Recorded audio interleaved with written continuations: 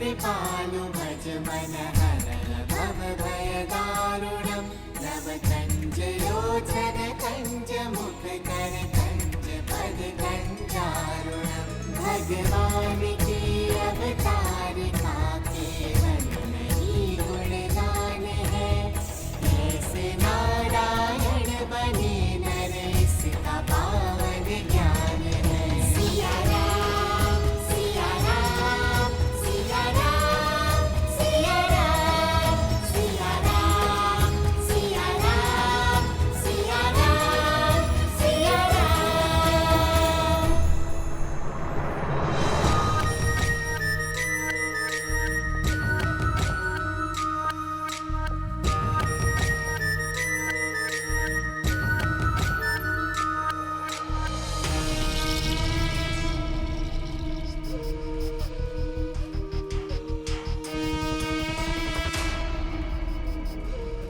भैया, समय अभी शेष है क्योंकि अभी तक लव और कुश ने राम को सत्य नहीं बताया है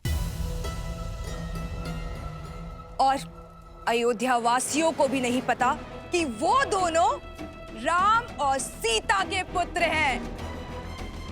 भैया, वर्षों पहले जो लोकपवाद का खेल आपने खेला था उसे संपूर्ण करने का समय आ गया है भैया। असुरी सोच और स्त्रियों के अपमान का जो बीज आपने जन मन में बोया था वो परिपक्व हो चुका है भैया। उसे काटने का समय आ चुका है।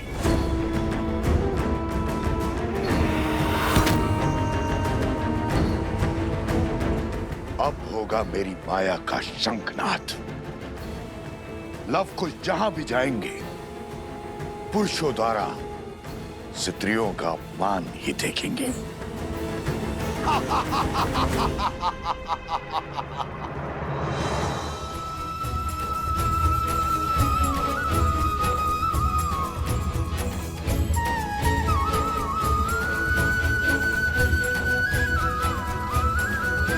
आदर्श और मर्यादा की है ये कथा महापावनम् काटे मनुष्य से मिला दे श्रीमद् रामायणम् श्रीमद् रामायणम् श्रीमद् रामायणम् सिया राम सिया राम सिया राम सिया राम सिया राम सिया राम सिया राम सिया राम। कभी कोई कार्य अच्छे से नहीं हो सकता तुम स्त्रियों से।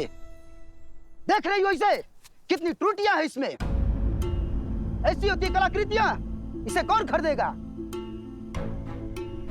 हेस तुम्हारे कला में है और दोष हमारे व्यापार में उसको देती हो।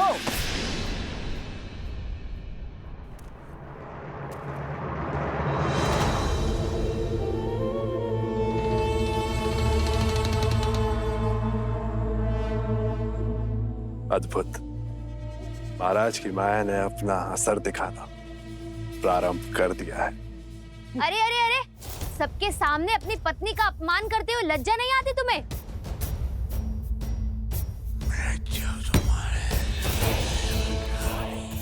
तू साहसी है तुम्हारी पत्नी।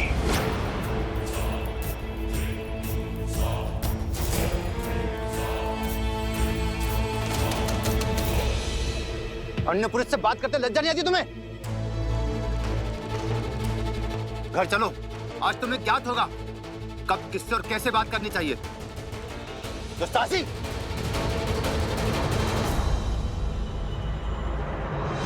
भैया, धर्म की अयोध्या में इतना अधर्म कैसा विष घुल गया इनके मस्तिष्क में? हमें क्रोध को नहीं, कला को अपना अस्त्र बनाना होगा कुश।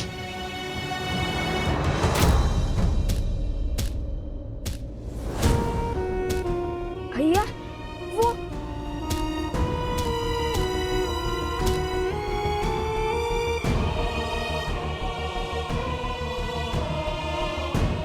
ये स्त्री कौन है जो इन स्त्रियों का कष्ट देखकर इतनी व्यथित हो रही है? चलो चलकर देखते हैं।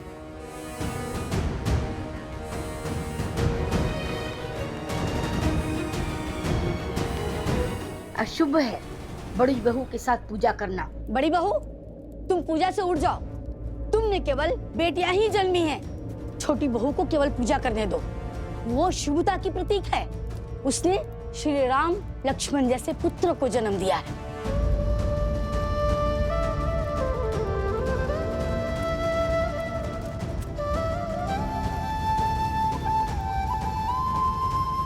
लगता है अयोध्या को केवल श्री राम की आस है, माता सीता की नहीं। पुत्र में राम कहाँ से देखेंगे जब तक पुत्री में सीता नहीं देखेंगे।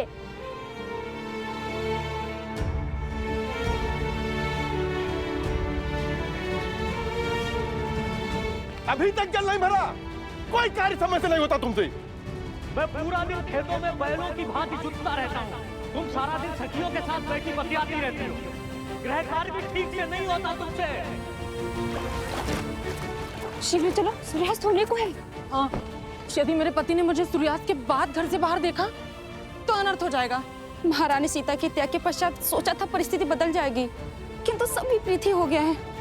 चलो।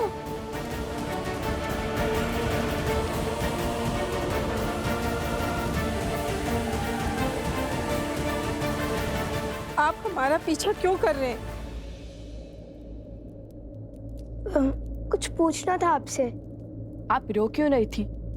उन स्त्रियों की व्यथा देखकर आप इतनी व्यथित क्यों हो रही थी? क्या वे आपके संबंधी हैं? आपकी आंखों में अश्रु और मन में कष्ट था, सिर भी पीट रही थी आप अपना। यदि आप उनका दुख समझती हैं तो उसे कम करने का प्रयास क्यों नहीं किया? आपका पीछा करते हुए जब अयोध्या की गलियों से निकले तो अयोध्या के घरों की कहानी पता चली। हे देवी, कृपया करके अपना परिचय दीजिए, अपने पीड़ा का कारण भी बताइए।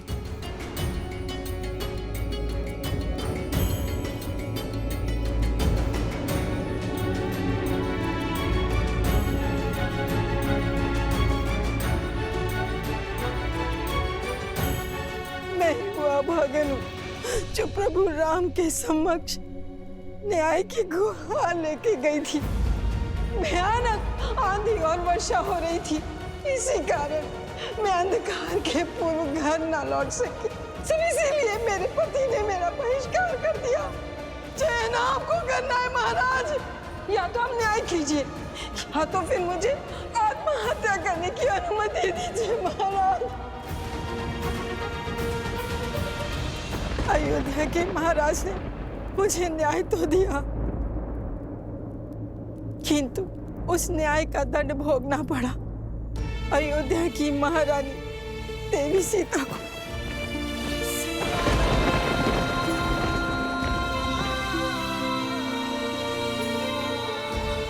लोकापात के श्राप ने अयोध्या के हर घर को ढस लिया। मैं वो पापन हूँ जिसके कारण इस समाज ने सीता और राम को भिन्न किया। मैं ही वो पापनी हूँ, इस अधर्म की उत्तरदायिनी हूँ। मैं तो स्वयं को मार के इस पीड़ा से मुक्त भी नहीं हो सकती, क्योंकि मैं एक माँ हूँ। और अगर मैं मर गई तो मेरे बाद मेरे संतानों को कौन संभालेगा? कौन संभालेगा? कौन संभालेगा? हमारी अयोध्या पहले ऐसी नहीं थी, फिर न जाने कैसे प्रजा की सोच इतनी मलिन हो गई। श्री राम अयोध्या के राजा हैं, यदि वो चाहे तो एक आदेश पर क्षण भर में सब कुछ ठीक हो सकता है। भला उन्हें कौन रोकेगा? पर वो भी इस वियोग को सह रहे हैं, क्योंकि वो मर्यादा पुरुषोत्तम है जो अपनी सोच दूसरे पर आदेश के रूप में नहीं थोपना चाहते। वो चाहते हैं कि स्वयं की अनुभव से अयोध्या की प्रजा की सोच बदले, पर ना जाने ये कब संभव होगा, ये कब संभव होगा।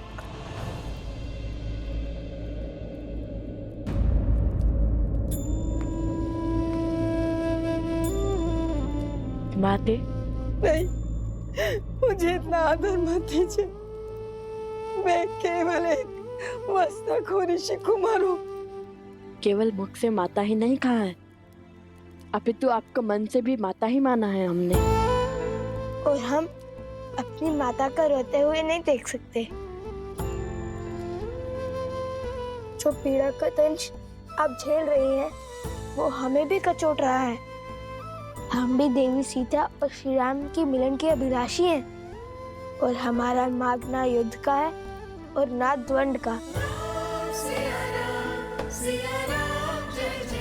न्याय के लिए अन्याय को मिटाना होगा। अयोध्या वासियों को स्त्री के सम्मान का महत्व समझाना होगा। उनके मन को पुनः पवित्र करना होगा। आप यहीं रुकिए, हम अभी आते हैं। कहीं जाइएगा नहीं।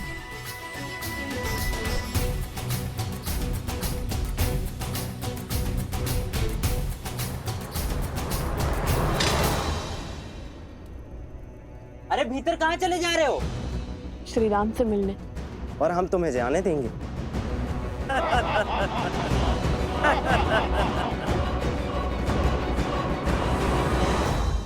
महाराज अभी व्यस्त हैं, बिना अनुमति के नहीं मिल सकते हैं। जाकर कहिए ना उनसे कि हम अति आवश्यक विषय में मिलना चाहते हैं उनसे। देखिए, आप हमारी बात को समझिए। हमारा जाना बहुत ही महत्वपूर्ण है। अरे जाओ यहाँ से। अरे मैंने कहा ना, जाओ यहाँ से। कृपया करके हमें जाने दो ना।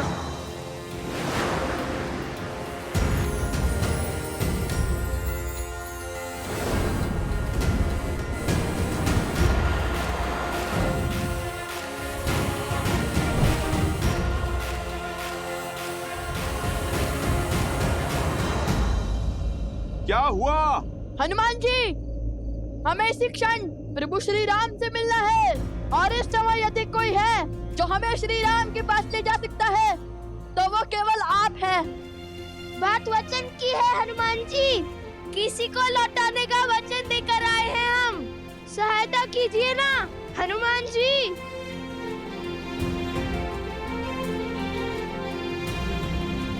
वचन में बंधे हैं तो सहायता करनी ही होगी। रघुकुल वंशियों का वचन टूटना नहीं चाहिए। चलिए।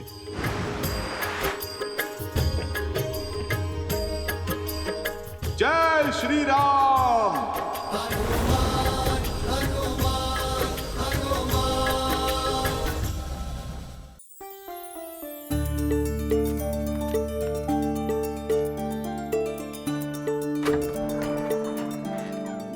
मंत्री जी, महाराज का आदेश है राज भंडार से 20 सेर अनाज परिवार गर्षित क्षेत्र में शीघ्र ही पहुंचाया जाए। और नदी पर सेतु बनाने के लिए धन भी राजकोष से मिलेगा।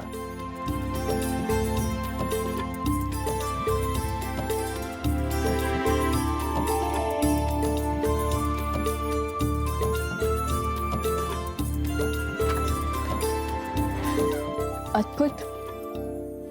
इतने बड़े कौशल राज के महाराजा होने के बाद भी सूर्यास्त के पश्चात से कार्य कर रहे हैं। पिता किसके हैं?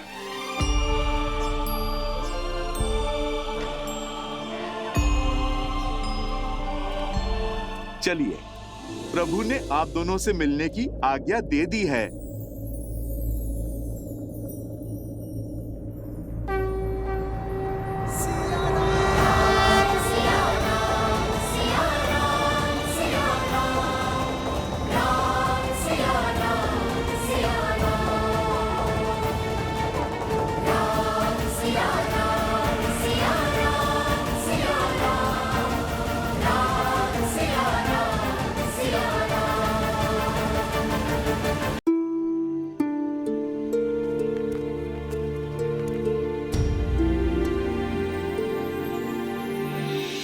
जन्म जन्म का है ये संगम, राम रतन सीता वैभव धन।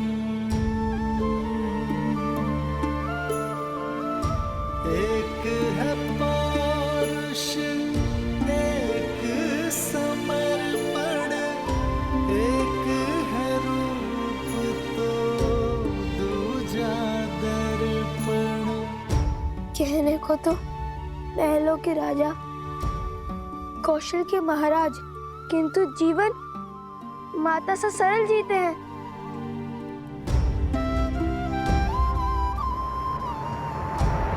राम सिया राम सिया राम सिया राम, राम सिया राम सिया राम, सिया राम,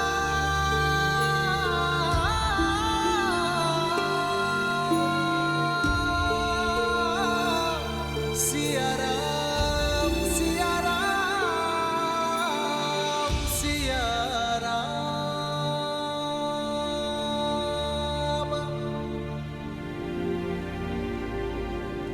मुझे देखकर पीड़ा होती है या भय?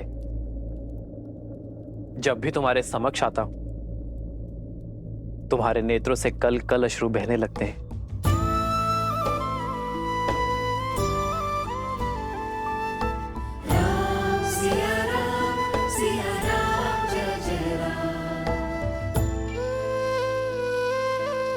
कितनी तुच्छ सोच थी हमारी, कितने निम्न विचार थे हमारे, जो हमने सोचा कि आप महलों का सुख भोग रहे होंगे और माता सीता वन के दुख।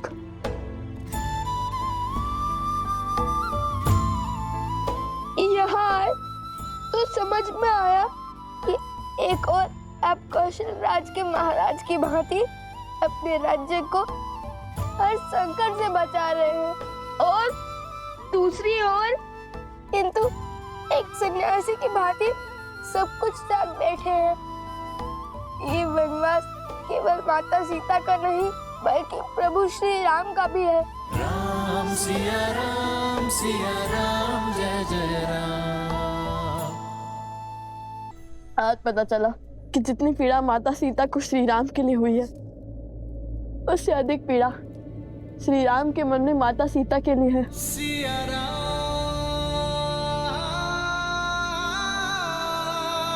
सिया राम। तुम्हारे नेत्रों से झरते ये अश्रु तुम्हारी बातों से उठती ये विपदा, ऐसा प्रतीत होता है कि तुम्हारा दुख मेरे दुख से भी विशाल है।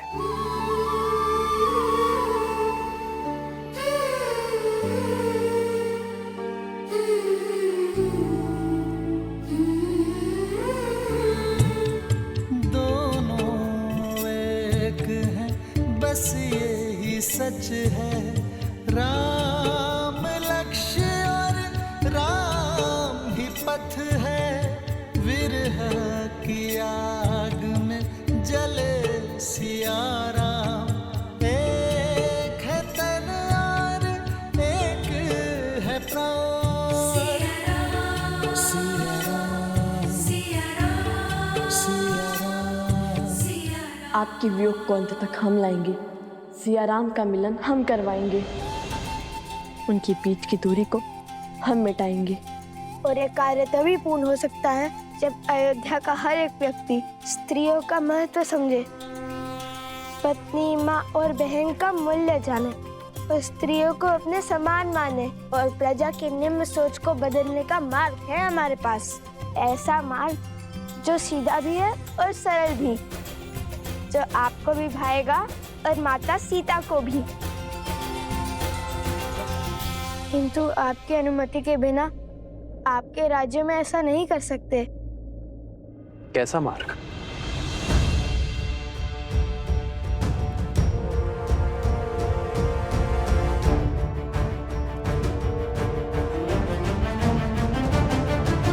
और इसके लिए हमें केवल एक दिन का समय चाहिए। हम वचन देते हैं, इस शुभ कार्य में कुछ अशुभ नहीं होगा। आपके पुत्र होने के नाते हमें एक अवसर दे दीजिए।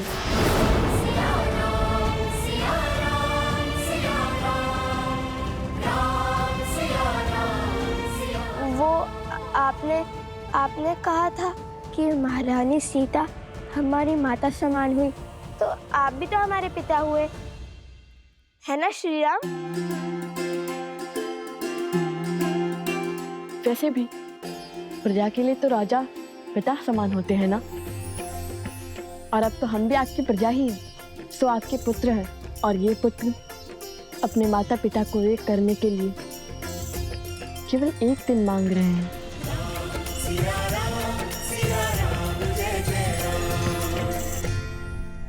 मान जाइए ना प्रभु, मुझे लव कुश पर पूरा विश्वास है।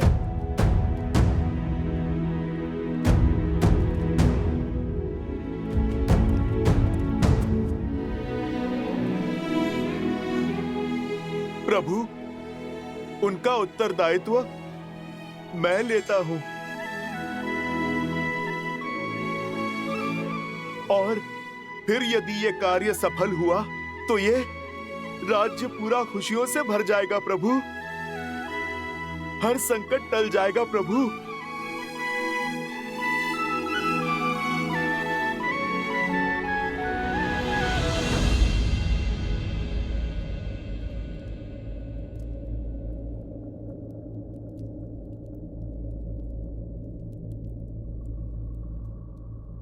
ठीक है हनुमान,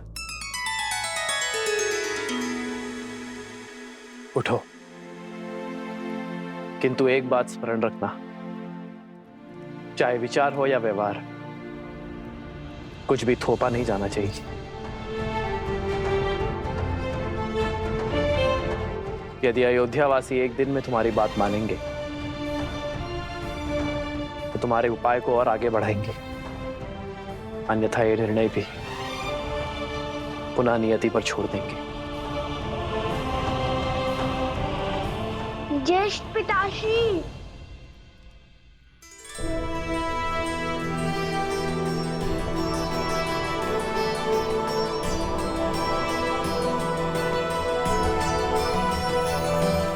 क्षमा कीजिए, किंतु हमने छुपकर आपकी सारी बातें सुन ली। लगता है हमारे भाई तुम्हारी ही तरह नटखट भी हैं।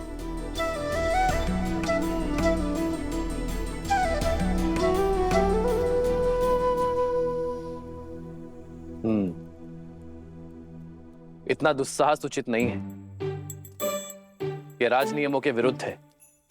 तुम लोगों से भूल तो हो गई है, अब इसका दंड भी अवश्य मिलेगा। नहीं पितामह, हम ऐसा कभी नहीं करते, किंतु बात बड़ी माता से जुड़ी हुई थी तो हमसे रुका नहीं गया।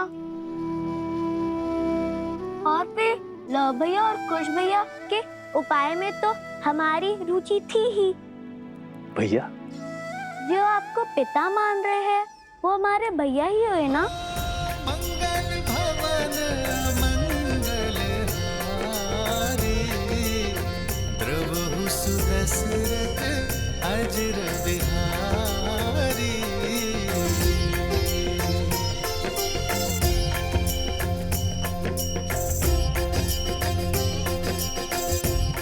उचित है हनुमान, सबकी भावनाओं का ध्यान रखते हुए आगे बढ़ो। जो आज्ञा प्रभु।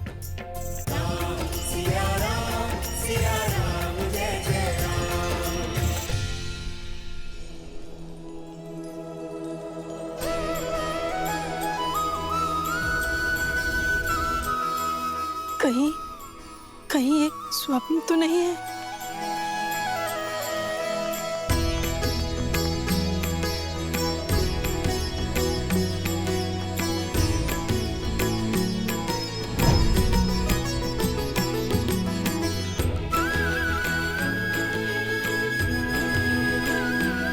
माता, हर कष्ट, हर पीड़ा, हर क्लांति को पीछे छोड़ने के लिए सच हो जाइए। हम आ गए हैं, किंतु एक सहायता की विनती लेकर। कैसी सहायता?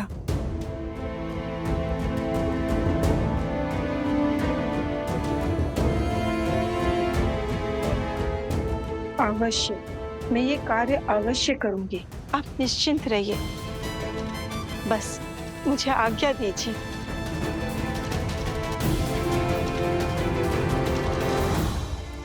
हमें भी कार्य दीजिए भैया।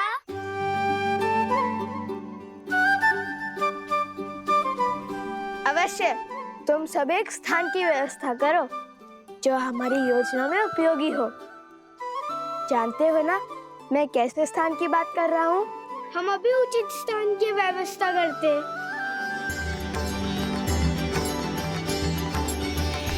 हर कोई इस योजना का अंग बन रहा है। आप मुझे भी तो कोई कार्य दीजिए। बताइए मुझे क्या करना है? हनुमान जी, आप जब हमारे पास थे तब हम आपकी कितनी सेवा करते थे। आपको अपने हाथों से ग्रास खिलाते थे। पर हम जब से यहाँ आपके अतिथि बनकर आए, आपने तो हमसे एक बार भी भोजन के लिए नहीं पूछा। भोजन क्या, मैं आपको 56 भोग खिलाता हूँ। आप दोनों चलिए, आइए।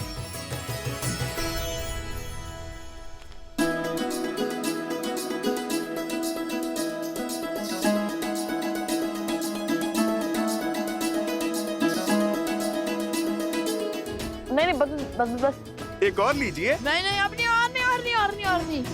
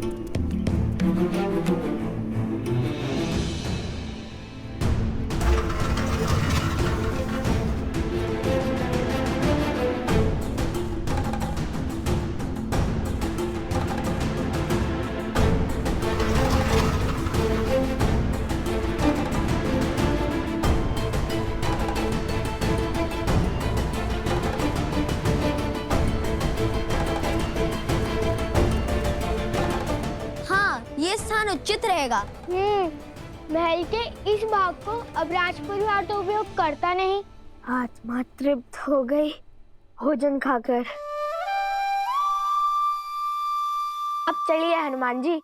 अब क्या होगा? विस्फोट।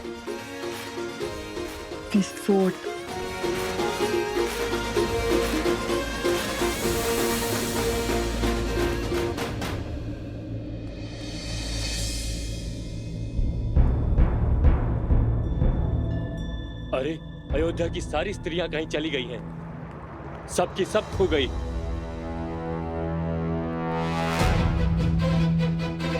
अरे कहाँ गई सब? खोजो उन्हें। मेरी पत्नी को देखा क्या? नहीं देखा। अरे मिली कोई? नहीं मिली।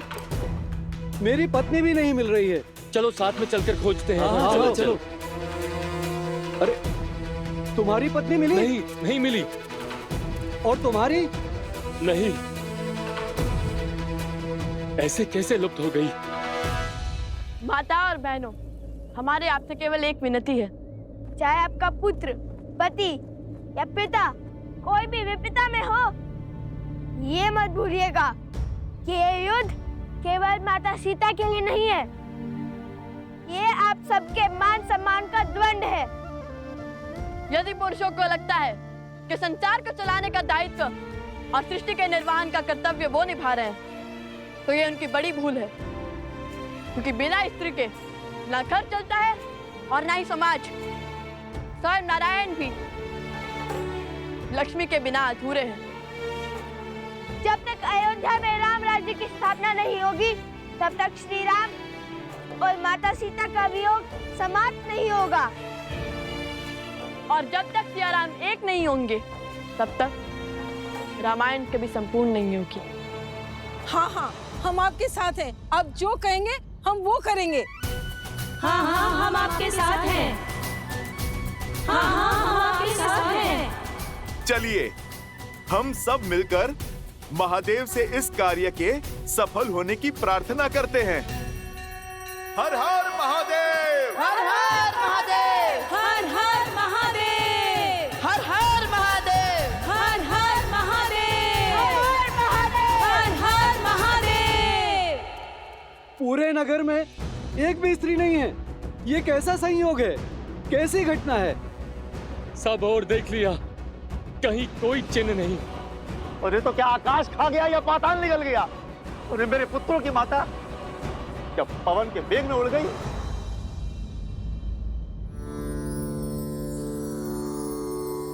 श्री राममं श्री राममं श्री राम चलो श्री राम राम रमेति रमे रामे मनोरमे सहस्रनाम तत्तुल्यं राम नाम वरानने श्री राम राम रमेति रमे रामे मनोरमे सहस्रनाम तत्तुल्यं राम नाम वरानने। देखो हनुमान जी की अद्भुत लीला। उचित समय पर आए हैं हनुमान जी। अब यही हमारी समस्या श्री राम तक पहुंचाएंगे। चलो चलो चलो। हाँ, चलो चलो देखो।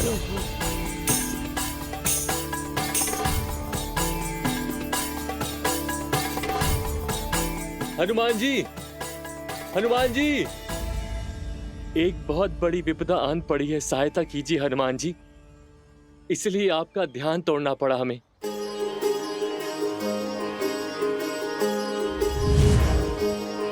हनुमान हनुमान हनुमान हनुमान। संपूर्ण अयोध्या एक साथ? क्या बात है? संपूर्ण नहीं, आदि अयोध्या हनुमान जी। ध्यान से देखिए, आपके समक्ष केवल पुरुष हैं, सभी स्त्रियां लुप्त हो गई हैं। माताएं, बहनें, बहू, बेटियां कोई नहीं है। कहीं ये किसी आसुरी शक्तियों का किया धरा तो नहीं? जय श्री राम। असुर शक्तियां केवल वो नहीं होती जो आंखों से दिखाई दें। असुर शक्तियां तो मन और मस्तिष्क में होती हैं, जो सोचने और समझने की शक्ति का संहार कर देती हैं। इस असुर शक्ति से विजय तभी प्राप्त की जा सकती है जब मन से द्वेष को मिटाया जाए। और एक साथ इतनी सारी देवियों को प्रभु श्री राम की अयोध्या से उनके भक्त के होते हुए भला कौन ले जाएगा? ना कोई ध्वनि हुई और ना ही कोई हलचल हुई। मुझे तो लगता है कि ये स्त्रियां स्वयं चली गईं, अयोध्या छोड़कर अपनी इच्छा से। स्वयं गई है? स्वयं चली गई?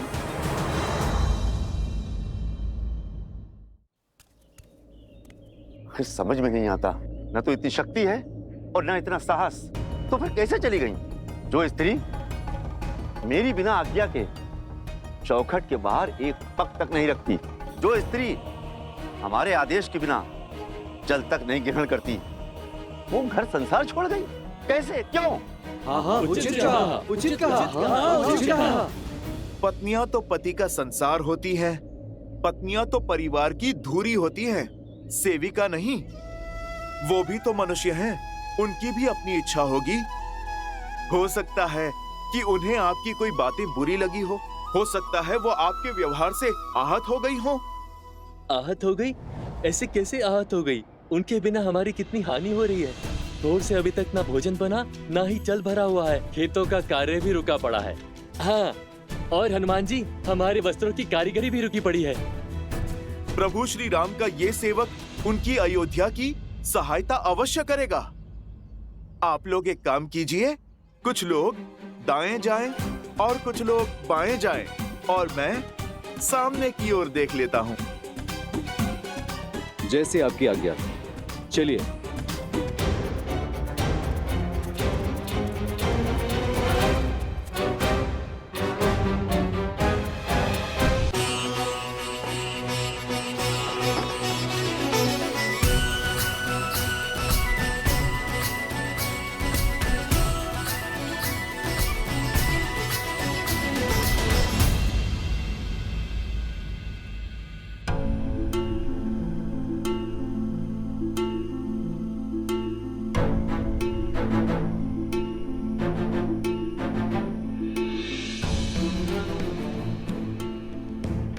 हमारे संतान और पति भूखे होंगे।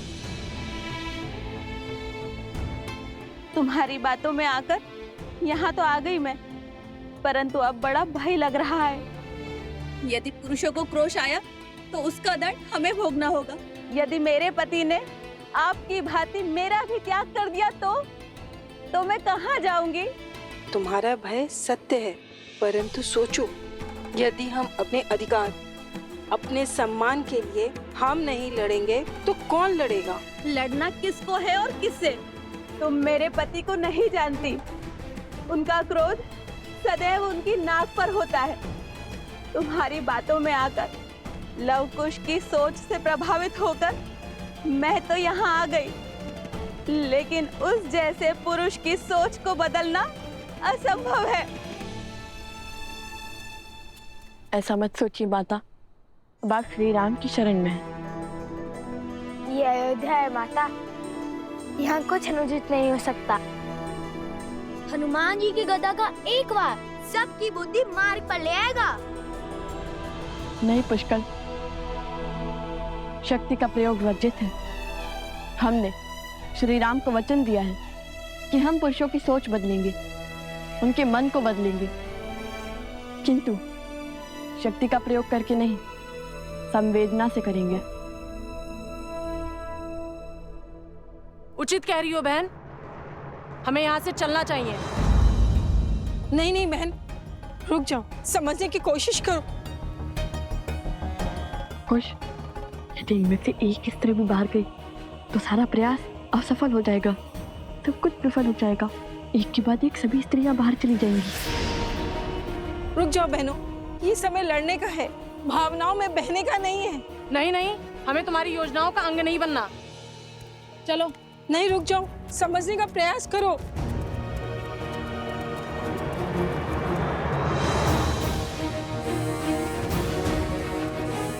जिनमें एकता नहीं, वो एक दूसरे की क्या संबल बनेंगी? ये समय एकता की शक्ति दिखाने का है, और आप लोग हैं कि यहाँ से एक दूसरे का विश्वास तोड़कर जा रही हैं।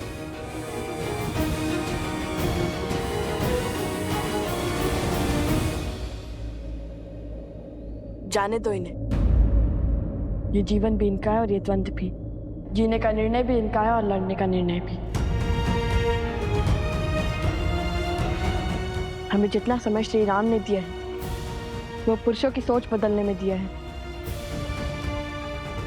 और हम उसे पुरुषों की सोच बदलने में लगाएंगे, ना कि इन पर अपनी सोच को थोपने में। यदि हमें इन्हें स्वतंत्र नहीं छोड़ेंगे तो उनमें और हम में अंतर क्या रह जाएगा?